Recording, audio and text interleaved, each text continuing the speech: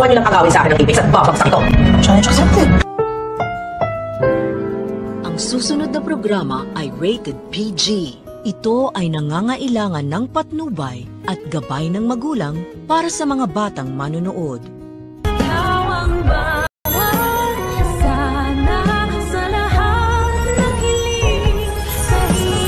Your job is to assist me, hindi manggawan ako. Know your place.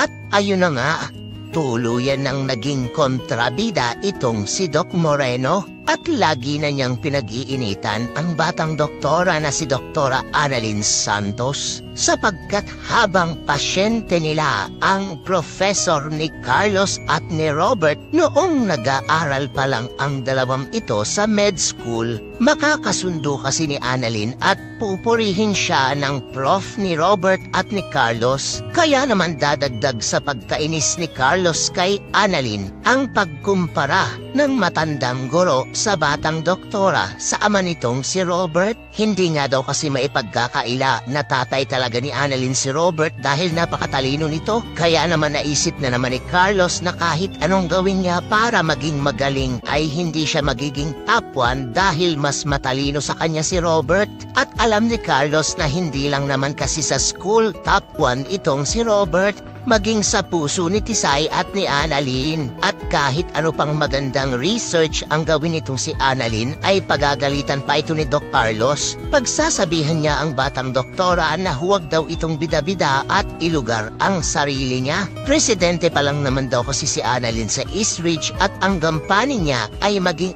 assistant ni Carlos at hindi ang pumalit sa pwesto niya. Hay naku naman Carlos, masyado ka nang namemersonal, ginagawa lang naman ni Annalyn kung ano ang makakabuti sa pasyente nyo. Isa pa ay pinuri nga ng professor mo si Annalyn dahil sa magandang research nito. Kaya naman kung isa ka rin sa mga nagnanais na bumalik na ng Apex si Annalyn at puntahan na niya ang kanyang amang si Robert at palayasin na rin ni Robert si Moira doon, ay huwag mo naman kalimutang mag-like, share, and subscribe, and please hit the notification bell. Salamat sa panonood.